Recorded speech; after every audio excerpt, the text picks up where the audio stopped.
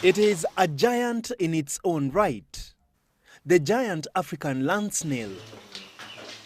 Mike Michilwa is the proud farmer rearing these creatures at his home in Usoma Beach, Kisumu County.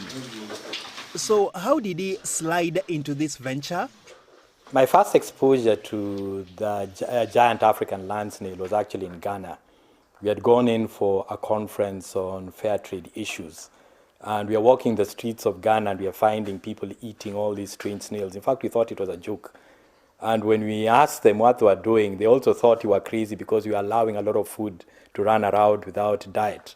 So after that, it became a bit of a joke. When I came back, I would come across one, pick it up, and I tell my guys, by the way, this is food, this is money, you should keep them. That was in 2016. 1 year later, Mike got the required license from the Kenya Wildlife Service, as snails are categorized as wild creatures. Being hermaphrodites, snails reproduce really fast. Mike started off with 500 of them. So one snail can easily go out and reproduce 200 to 300 eggs in a clutch, twice or so a year. So with one snail, you can easily have hundreds of snails overrunning your compound in a period of a year. Today, Mike tends to close to 2,000 snails in this greenhouse structure, where he keeps them using these special basins. With a bit of internet research, Mike learned how to take care of these slimy creatures. We use the basins because it allows us to give them greater protection. They need a lot of calcium for their eggshells. And again, the soil is not just any soil. You have to take it, you have to sterilize it.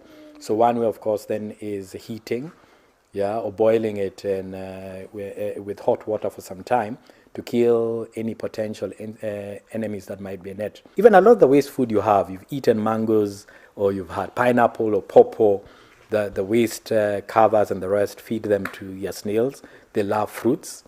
Vegetables, again, the leaves you can't eat, whether it's from your farm or your patches. Again, whether it's sukuma wiki, cabbages, they are things they'll eat. Apart from the diet, snails require cool and moist temperatures to thrive and breed well. Even though snails are easy to maintain, Mike has brought on board 2 farmhands to help with the operations here. He has, however, learnt the hard way. We've lost a number of snails to rats. When you just have your netting and you think they're safe, then you suddenly discover rats have also developed a taste for your snails, so you lose some of that. We've had a pest also that is a relative to a fly that again comes in, lays eggs.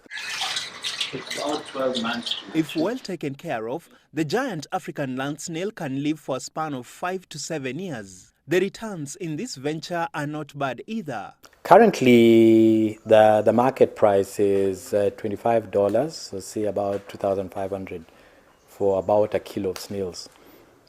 So generally that would be looking at about 10 to 15 snails or so to be able to get that amount. Before you go yuck or ew, Mike tells me snails are actually a good source of white meat, rich in proteins and vitamins. But those who eat it say it tastes like fried gizzard.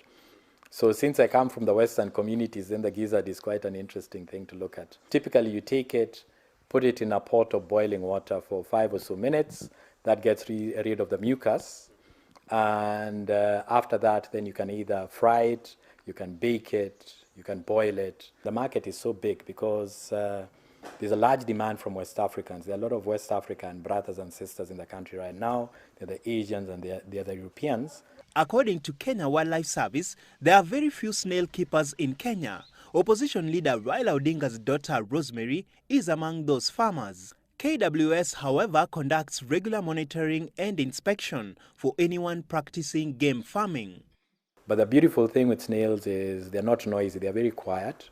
They can be used as pets, so even kids can handle them without problem. For Mike, snail farming will run through his family as his children begin to show interest.